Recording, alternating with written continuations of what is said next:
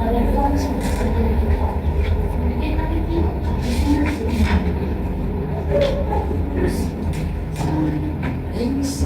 siang, Mega. Terima kasih sudah berbagi dalam sesi wawancara penilaian hari ini. Saya sebagai Lisa, selaku asesor yang akan membantu proses wawancara ini. Untuk tujuan wawancara ini adalah untuk membantu menjawab pengalaman para pekerja serta kesiapan Anda dalam menempati posisi di pertanyaan atau beberapa aspek kompetensi dan Ibu Naila dapat menjawab secara jelas, ringkas, dan juga sesuai dengan pengalaman kerja yang dilakukan. Pada siang kita dapat memulainya. Baik, selamat siang. Terima kasih, Masya Allah. Saya siap mengikuti proses wawancara pada hari ini. Sebelumnya perkenalkan, nama saya adalah Shanti Indriyanti. Saat ini saya bekerja sebagai General Manager di Departemen Teknologi dan bertanggung jawab pada analisis insiden, optimasi proses teknis, serta pengelolaan data operasional yang mendukung stabilitas sistem di Astralife. Kemudian selama menjalankan peran tersebut, saya terlibat dalam beberapa proses peningkatan performa layanan, pengelolaan dashboard, monitoring, serta integrasi modul yang mendukung efisiensi operasional tim. Pengalaman ini semakin menguatkan ketertarikan saya untuk melakukan tanggung yang lebih luas. Pada kesempatan kali ini, saya mengajukan diri untuk dipromosikan ke posisi General Manager di grup teknologi dan enablers, karena saya ingin berkontribusi lebih besar dalam pengembangan solusi teknologi yang strategis dan mendukung percepatan transformasi digital perusahaan. Kemudian saya juga percaya pada pengalaman teknis, kemampuan analisis, serta kematangan saya dalam bekerja lintas tim dapat memberikan nilai tambah pada peran tersebut. Baik, saya mengenai kepada Ibu Naila. Seperti yang sudah saya katakan tadi, kerja secara lintas dan sesuai pengalaman apa saja ya. Baik, saya akan memulai bertanya kepada Ibu Naila. Cukup dijawab dengan ringkas dan sesuai dengan pengalaman yang sudah Anda lalui ya. Bagaimana cara Anda memastikan bahwa informasi yang dikumpulkan keputusan itu sudah benar-benar lengkap dan juga relevan untuk dianalisis dalam menyelesaikan Dalam hal tersebut, biasanya saya selalu memetakan masalah terlebih dahulu untuk memastikan data yang perlu dikumpulkan itu jelas.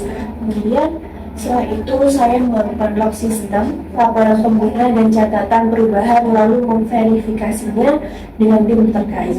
Dengan cara ini saya pikir keputusan saya itu berbasis informasi yang benar. cukup jelas.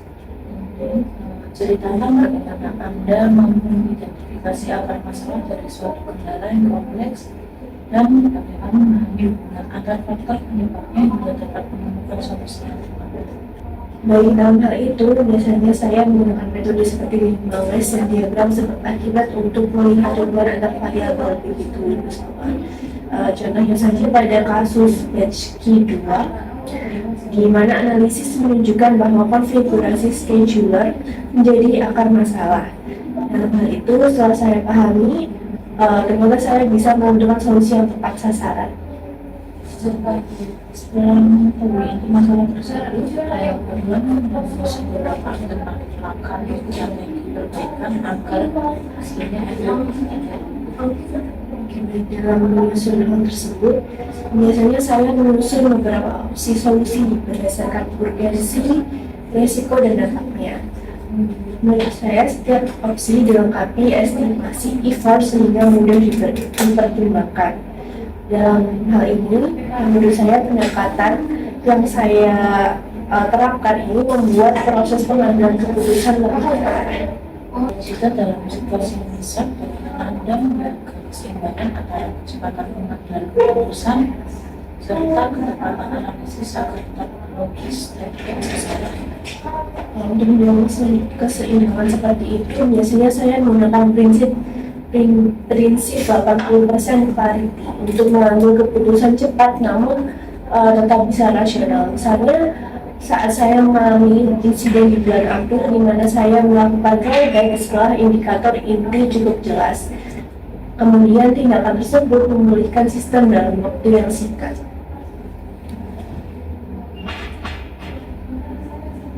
Setelah menerapkan suatu solusi tadi, bagaimana Ibu Naila menilai keberhasilannya dan menentukan langkah perbaikan bila hasilnya belum sesuai harapan?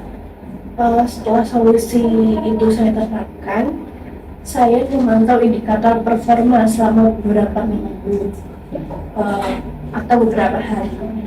Jika saya menemukan ada anomali, saya melakukan review untuk menilai bagian yang perlu diperbaiki. Dalam pendekatan ini, saya memastikan hasilnya stabil dan berkelanjutan.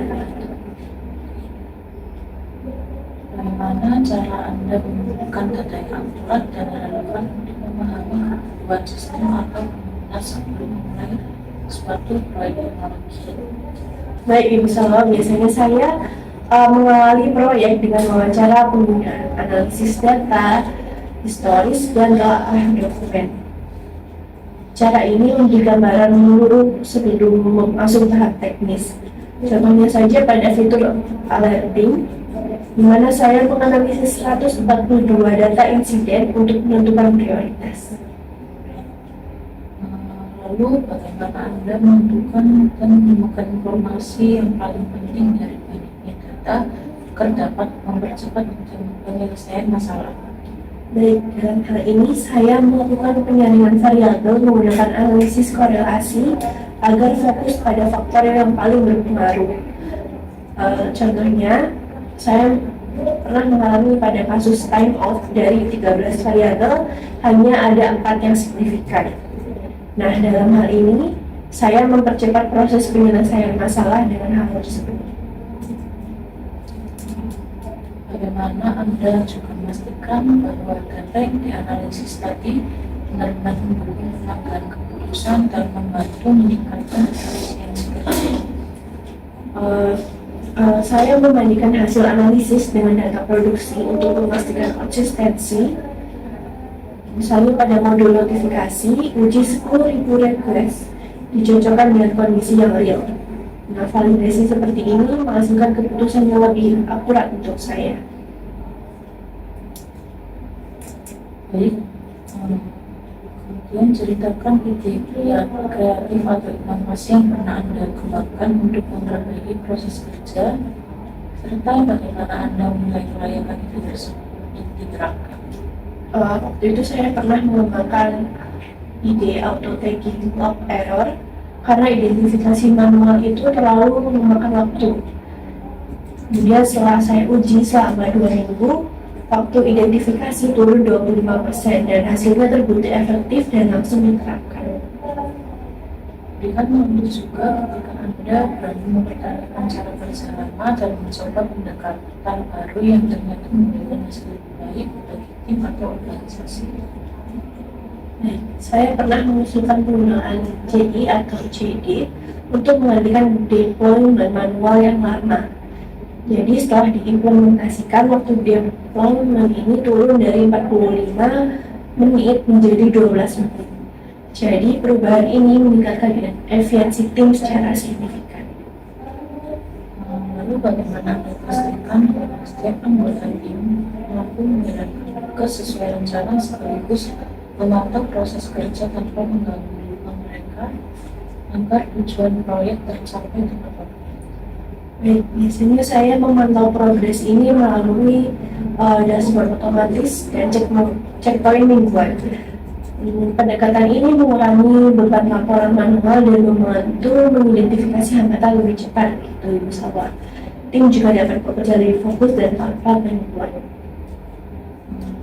Ketika mingguan menghadapi beberapa tugas dalam pengabdian bersamaan, bagaimana Anda menentukan prioritas sekaligus membagi waktu dan sumber daya tim secara efisiensi agar hasilnya tetap optimal? Saya menentukan prioritas menggunakan matriks urgensi